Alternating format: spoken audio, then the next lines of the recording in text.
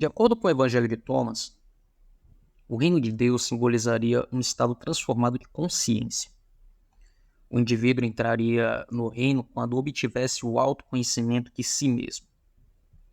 Esse evangelho prega que, quando o homem viesse a conhecer a si mesmo, no nível mais profundo, também viria a conhecer a Deus como a origem do seu ser. Se perguntarmos em seguida quem é Jesus, Tomás dá uma resposta mais diferente da encontrada nos evangelhos do Novo Testamento. Marcos, por exemplo, descreve Jesus como um ser inteiramente único, o Messias, o rei nomeado por Deus. Segundo Marcos, foi Pedro que descobriu ou revelou o segredo da identidade de Jesus. Então Jesus e seus discípulos partiram para a aldeia de Cesareia de Filipe e no caminho perguntou-lhes: "Quem dizem os homens que eu sou?"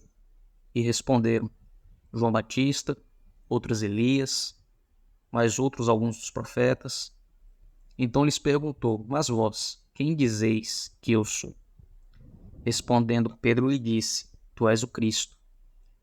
Essa passagem ela se encontra em Marcos, no capítulo 8, do versículo 27 ao 29. O Evangelho de Tomás, porém, conta a mesma história de maneira diferente. No Evangelho de Tomás encontramos o seguinte: Jesus disse a seus discípulos: "Comparem-me com alguém e me dizem com quem pareço." Simão Pedro lhe disse: "Tu és como um mensageiro justo." Mateus lhe disse: "Tu és como um sábio filósofo." Tomás lhe disse: "Mestre, minha boca é inteiramente incapaz de dizer com quem te pareces." A essa altura, esse autor interpreta para os leitores de fala grega a alegação de Mateus de que Jesus era um mestre rabínico ou um sábio filósofo, e a convicção de Pedro de que ele era o Messias, um mensageiro justo, Jesus não negou esses papéis, pelo menos em relação a Mateus e a Pedro. Mas, segundo Tomás, eles e suas respostas representam um nível inferior de compreensão. Tomás, que reconheceu que não podia atribuir um papel específico a Jesus, transcendeu então em relação de discípulo para mestre. Jesus declarou que Tomás tornou-se semelhante a ele mesmo. "Não sou teu mestre, pois tu bebestes e te embriagaste com um regato borbulhante cuja água distribuí. Quem quer que beba da minha boca, tornar-se-á como eu sou, e eu me tornarei essa pessoa, e as coisas que estão ocultas lhe serão reveladas." No Novo Testamento, João enfatiza ainda mais do que o de Marcos a excepcionalidade de Jesus. Segundo ele, Jesus não era um mero ser humano, mas o divino e eterno Deus, que desceu à terra em forma de homem para resgatar a raça humana da danação eterna. Em João capítulo 3, dos versículos 16 ao 18, se encontra o seguinte: "Porque Deus amou o mundo de tal maneira que deu seu Filho unigênito para que todo que nele crê não pereça, mas tenha a vida eterna. Quem nele crê não é julgado, e quem não crê já está julgado porque não creu no unigênito Filho de Deus." Mas como vimos, Tomás transmite uma mensagem bastante diferente. Logo de considerar-se o Filho unigênito de Deus, Jesus disse a seus discípulos: "Quando virdes a vos conhecer e descobrir o divino em vós, então reconhecereis que vós é que sois os filhos do Pai vivo, exatamente igual a mim." O Evangelho de Filipe apresenta de maneira mais sucinta o mesmo argumento. O indivíduo deveria tornar-se não cristão, mas um em Cristo.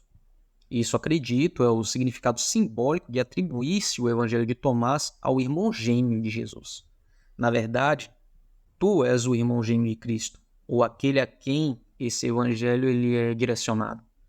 Quando reconheceres o divino dentro de ti, então verás como Tomás que tu e Jesus são, por assim dizer, gêmeos idênticos.